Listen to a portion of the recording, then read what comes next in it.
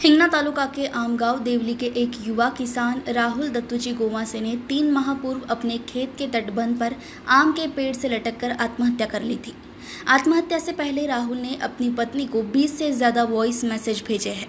गांव के कुछ लोगों ने अपने हस्ताक्षर कर कहा है कि उन्होंने ही उसे मानसिक रूप से परेशान किया था। हिंगना पुलिस ने थरूर माथुर में हुई घटना की जांच की है, लेकिन वॉइस मैसेज होने पर भी साइबर सेल द्वारा जांच नहीं की गई। स्थानीय अपराध शाखा ने 3 माह से जांच ठंडे बस्ते में डाल रखी है।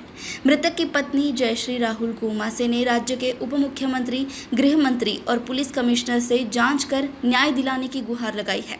साथ ही बयान में ये भी कहा है कि आमगांव देवली के युवा किसान राहुल दत्तूजी गोमासे 12 मार्च को सुबह 4:30 बजे के बीच बिना किसी को बताए घर से निकल गए थे। नमस्कार, माझं नाव जयश्री राहुल गोमासे, राहणार आमगाव देवडी, तहसील हिंगणा, जिल्हा नागपूर। माझ्या पतीने आत्महत्या केली त्या 12/3/2024 त्यांनी आत्महत्या केली। त्या दिवशी त्यांनी माझ्या मोबाईलवर मेसेजेस, व्हॉइस कॉल जे पाठवले आहे त्यांनी आणि आम्ही वरिष्ठ पोलीस निरीक्षक आणि मुख्यमंत्री यांच्याकडे सुद्धा लेटर पाठवले आहे, तरी यांच्यावर कारवाई झाली नाही।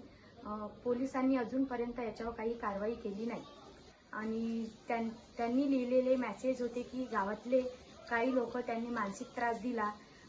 त्यांचे नाव प्रभाकर लेकुळवारे, हेमंत भोयर, कवडू भोयर आणि प्यारू पठाण यांच्यामुळे त्यांनी मानसिक त्रास होता हे त्यांनी मोबाईलवर सांगितले, तरी यांच्यावर काहीतरी कारवाई करावी ही विनंती। कोणतं पोलीस स्टेशन येतात आपल्याला? Hingna police station.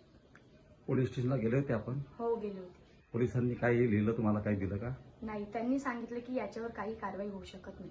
कोणी सांगितलं असं? पोलिसांनी। म्हणजे याच्यावर कोणत्याही प्रकारची कारवाई होऊ शकत नाही असं पोलिसांनी सांगितलं? तुम्हाला काही FIR कॉपी किंवा काही? नाही, काही नाही दिली। पोलीस स्टेशन म्हणून काही आलेलं नाही? काहीच नाही। आणि तुम्ही पुढे आता जे तक्रार केली म्हणता उपमुख्यमंत्र्याकडे, त्यांच्याकडून काही मिळालं? नाही। बरं, ह्या कोण आहे? आई, सासूबाई। तुमचं काय नाव आहे?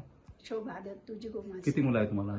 मला 3-4 मुली, एक मुलगा। हा कितव्या नंबरचा मुलगा होता? हा, 4था नंबर।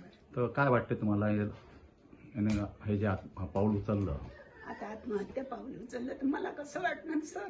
म्हणजे कोणाच्या रागानं उचललं? घरगुती राग? घरचा काही प्रश्न नव्हता ना? काहीच नाही, कोणाचाच त्रास नाही घरी। हा, तर हे ताईने जे नावं सांगितले त्यांच्यामुळेच केलं त्यांनी। अजून माझा मुलगा असा करणारा नव्हता। तुमचं काय नाव ते? सविता चंद्रशेखर भडंग। तुम्ही कुठे असता? मी modern school Koradi road, Nagpur. तर हा तुमच्या किती नंबरचा भाऊ आहे? माझ्या पाठचा म्हणजे 4थ्या नंबरचा भाऊ आहे, माझ्याच नंतरचा भाऊ आहे। तर कसं काय तुम्ही नेहमी येत असाल या हो ठिकाणी? हो हो। तर काय काय प्रकार झाला असेल? काही नाही, तो टेन्शन मध्येच असायचा ना। तर म्हणजे काही आर्थिक व्यवहारानं झालं की काय झालं? ते कशामुळे झालं ते माहित नाही, पण त्याला मानसिक त्रास खूप दिला। ताईने सांगितलं आता ते मोबाईलमध्ये काही लोकांचे नाव पाठवले, काही व्हिडिओ पाठवले, म्हणजे कशामुळे आत्महत्या करतो हेच त्यांनी सांगितलं ना मोबाईलच्या माध्यमातून? त्रास आहे म्हणून सांगितलं एवढं। नाही, मोबाईलमध्ये लोकांनी त्यांना मानसिक त्रास दिला होता? हो, मानसिक त्रास दिला मोबाईलमध्ये सांगितलं ना? सांगितलंय त्यांनी। हे सर्व दिलं का आपण पोलीस स्टेशनला? हो, सगळंच दिलंय। सर्व रेकॉर्डिंग दिलं? रेकॉर्डिंग वगैरे सगळं दिलं। तर त्यावर काय पोलीस काय म्हणाले आणखी? त्याच्यावर काही कारवाई होऊ शकत नाही असं पोलिसांनी सांगितलं। तुमची अपेक्षा काय आहे या बाबतीत? ज्या लोकांची नावं टाकले त्यांच्यावर कारवाई झाली पाहिजे, कारवाई झाली पाहिजे आणि यांना न्याय मिळाला पाहिजे। आम्हाला न्याय मिळाला। जर असं काही पोलिसांनी केलं नाही तर पुढचं पाऊल काय राहील आपल्याला? काही विचारणा केली का त्या ठिकाणी? नाही। का आम्ही जे अर्ज दिले त्याच्यावर काही कारवाई झाली म्हणून? नाही, अजून काही नाही। काही नाही। हिंगना से राजेंद्र पाठक की रिपोर्ट।